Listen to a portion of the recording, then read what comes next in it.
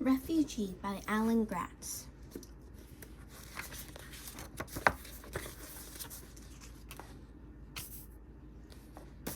Isabel.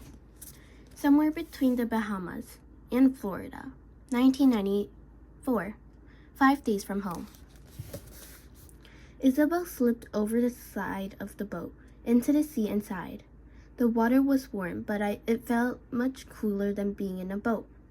The sun was just setting on the western horizon, turning the world into a sepia-toned photograph, but it still had to be close to 100 degrees outside. If it wouldn't have swamped their boat and drowned them all for good, Isabel would have prayed for rain to break the muddy heat. Isabel's father had rigged up a makeshift sunshade out of his shirt for her mother, and she seemed better now. The aspirin had kept Mommy's fever down, and thought she was still exhausted and near to bursting with Isabel's baby brother. She seemed at peace somehow, hot but at peace. If the rest of them wanted relief, they had to wait for their turn in the water. Again, Isabel thought about their journey as a song. If the riots and trading for the Gratz were the first verse, and the tanker and the storm the second, this part of their trip, the long, hot, stagnant day and a half they had been traveling from Bahamas to Florida. This was their bridge. The third verse that was different from the others. This verse was death by slow measures. This was the down-tempo lull before the coming excitement of the climactic last verse and coda. This was limbo. They could do nothing but wait.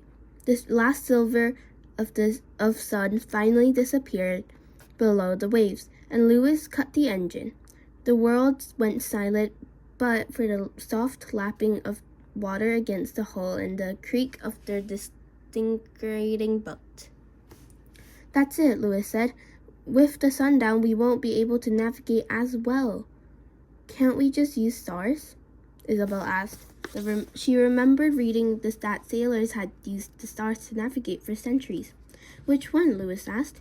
None of them knew. Amara lifted one of the gasoline jugs and swished around what little there was left in. "Save us gas, anyway," she says. "The thing's been eating it up. We'll be lucky to have enough to get to shore when we land."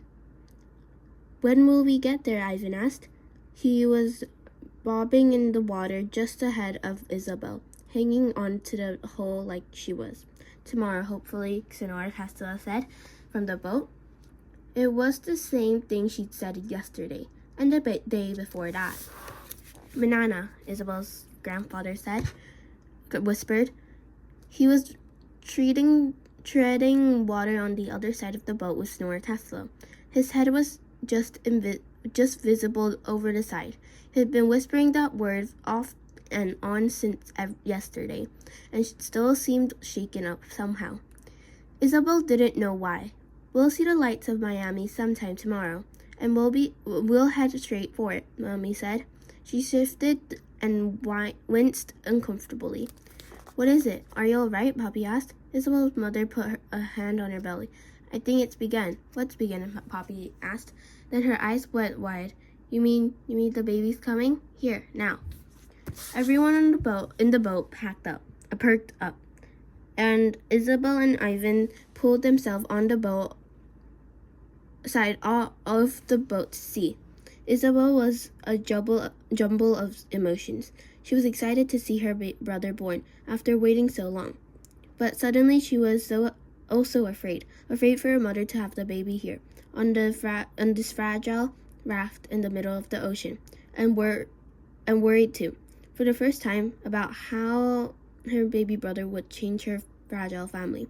"Yes, I think I've gone into labor," Isabel's mother said calmly. But no, I'm not having the baby here and now. The contractions are just starting.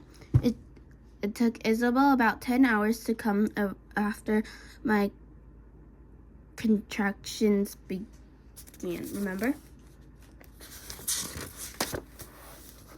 Isabel had never heard her mother talk about her birth before, and she was both curious and a little weirded out at the same time. What are you going to name him? Ivan asked. Mommy and Poppy looked at each other. We haven't decided yet, she said.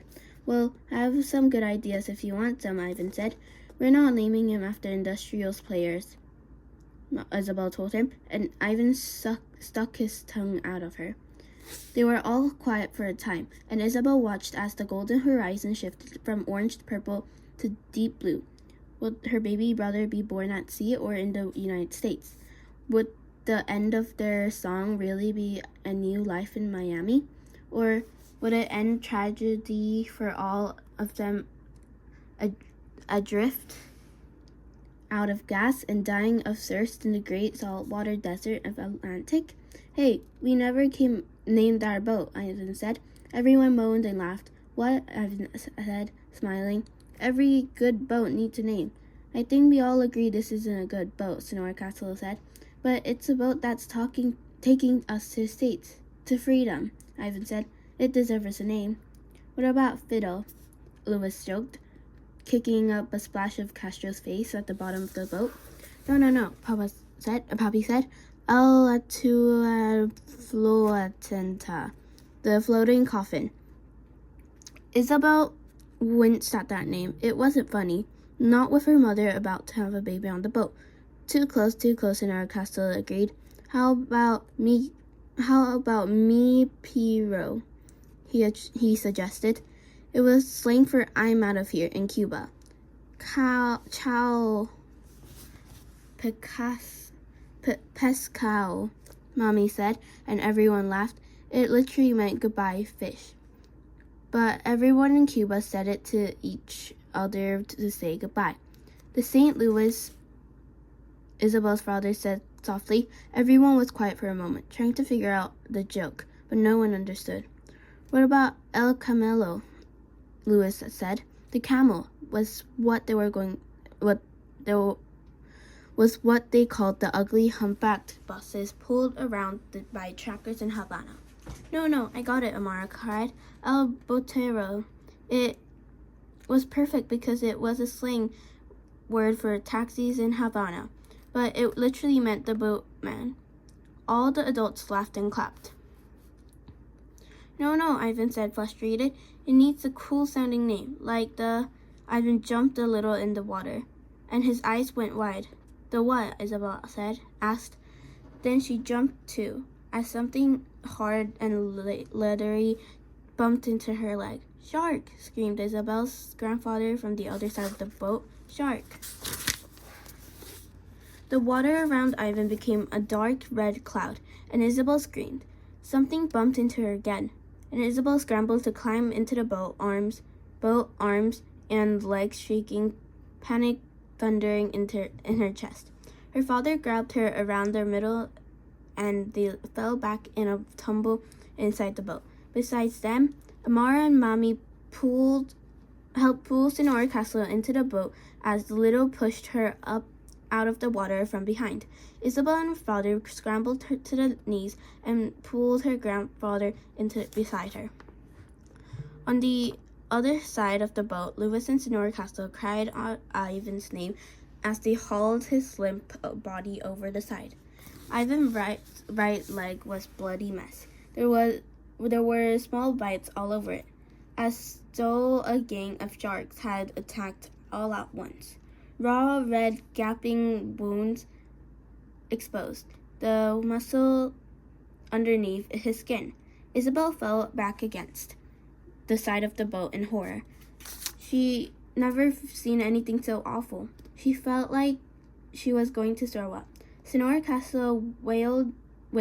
Ivan was so shocked he didn't even cry out, didn't speak. His eyes had a glazed look to them, and his mouth hung open. One of the gashes up near his thigh was pumping blood out of his garden, like a garden hose. And Isabel watched as Ivan's face grew pale. She couldn't speak. A tourniquet, Little cried. We have to get something around his leg to stop the bleeding. Isabel's father yanked off his belt, and Little tied it as high around Ivan's leg as he could. But the blood still flowed, coloring the water all around them in the boat a dark, sickening red. No, no, Senora Castella cried, as the life went out of Ivan's eyes. Isabel wanted to scream too, but she was frozen. There was nothing she could do. There was nothing any of them could do. Ivan was dead. Louis yelled in a rage and pulled his police pistol from his holster. Bang, bang, bang. He fired once, twice, 3 times at the fin that circled the boat. No, Little said, grabbing Louis's hand before he could shoot again. You'll just bring more sharks with the blood in the water. Too late. Another fin appeared, and another, and soon the nameless little boat was surrounded. They were trapped in their own sinking prison. Mahmud. Lesbos, Greece to Athens. Greece, 2015. Tulsi from home. Mahmud was in another city. In another tent city. The paved parking lot at the pier in Lesbos was full of the kinds of camping tents sold in sporting goods stores. Round-top single-family tents of blue and green and white and yellow and red, all provided by Greek relief workers who knew the refugees had nowhere to stay while they waited for the ferry to Athens to come. Wet clothes were hung out to dry on bicycle racks and traffic signs, and refugees gathered around camp stoves and hot plates. It should have been a lively place, full of songs and laughter like the Kilis refugee camp. But instead of soft, mournful murmur of conversation hung over the tent like a city fog. Mahmud wasn't surprised. His family felt exactly the same way. They all should have been excited to be in Greece, to be allowed to buy real tickets to travel on an actual ferry to mainland Europe. But too many of them had lost someone in the sea crossing to be happy. Mahmud's mother had gone from tent to tent asking after Hannah. Mahmud had helped. It was his fault she was gone, after all. But no one at the dock had her, and no one had been on the dinghy that had taken her. Refugees came and went, but the tents remained, and Mahmud's mother insisted they miss the next ferry to Athens so she could ask each new round of refugees for a word of her daughter. But no one knew anything about her. Mahmud felt as sick as she had on the dinghy. He couldn't look at his mother. She had to blame him for losing Hannah. He certainly blamed himself. He couldn't sleep at night. He kept picturing his sister's dinghy bursting on the rocks, Hannah falling into the water. None of them were there to help her. Mahmud's mother wanted to stay at the dock longer. Didn't want to leave without knowing what happened to Hannah, but Dad told her they had to move on. There was no telling where the ferry line might suddenly decide to stop selling tickets to refugees, or when Greece might decide to send them all home. They had to keep moving, or they would die. Hannah had to have gone ahead of them on the morning ferry they'd missed on that first day, or else no one wanted to think about the or else. The huge Athens ferry arrived again that morning. It was the length of a soccer field, and at least 5 stories tall. The bottom half of it was painted blue, and Blue Star Ferries was written in big words on the side.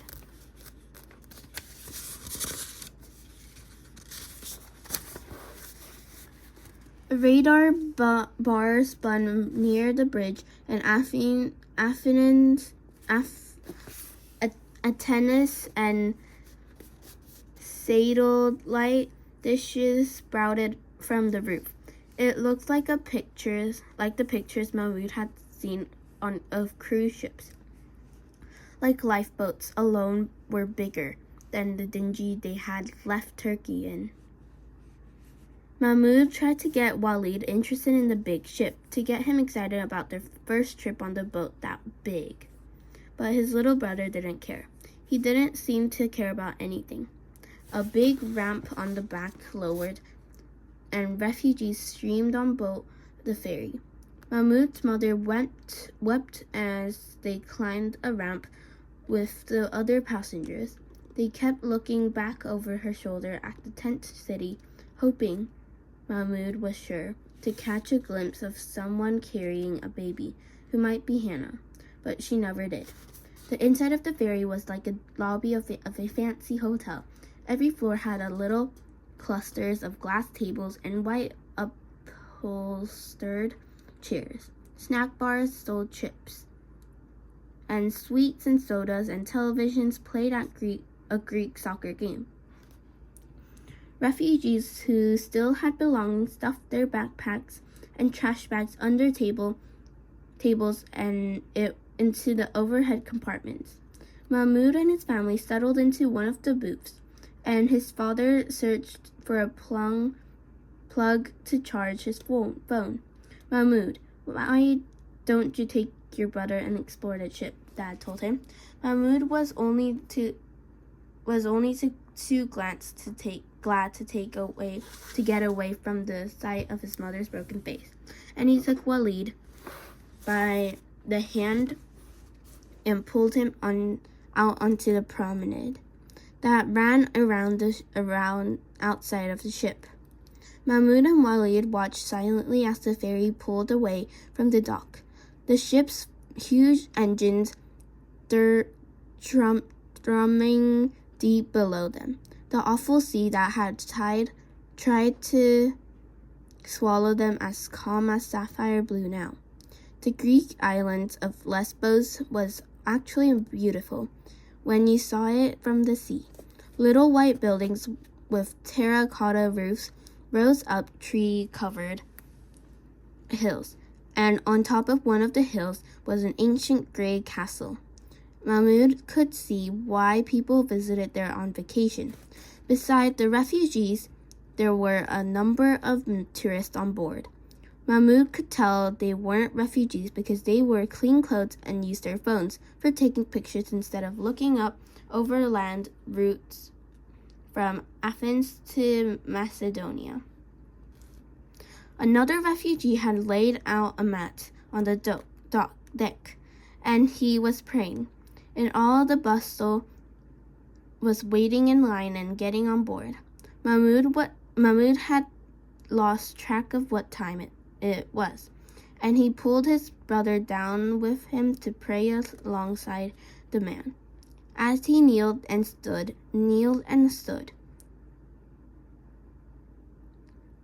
Mahmoud was supposed to be focused only on his prayers, but he couldn't help notice the uneasy looks the tourists were giving them, the frowns of displeasure, like Mahmoud and his brother and this man were doing something wrong. The vacationers dropped their voices, and even though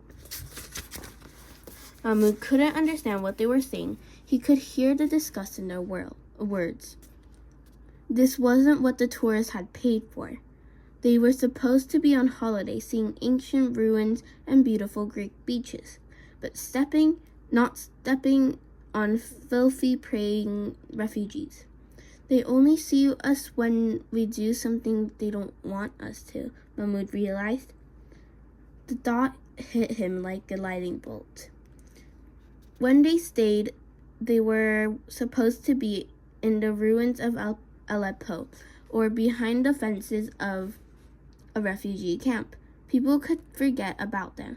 But when refugees did something they didn't want them to do, when they tried to cross the border into their country or slept on the front stoops of their shops, or jumped in front of their cars, or preyed on the decks of the ferries, that's when people couldn't ignore them any longer.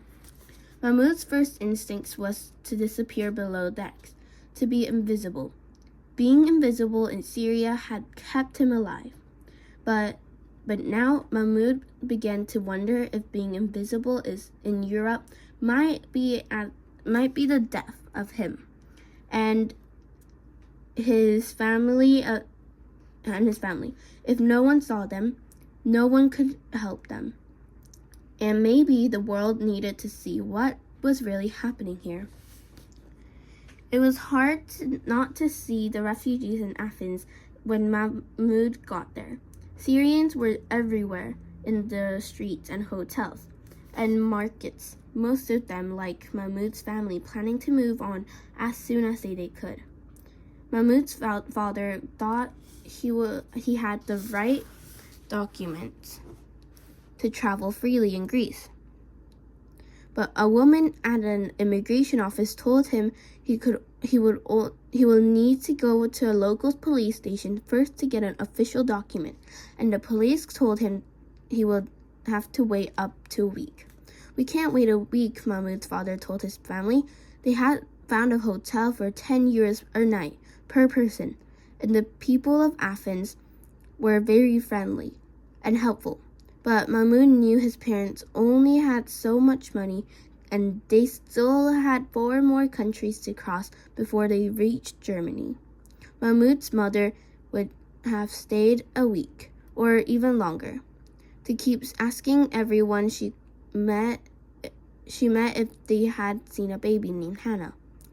But it was decided they would take a train to the border of Macedonia and try to sneak across during the night.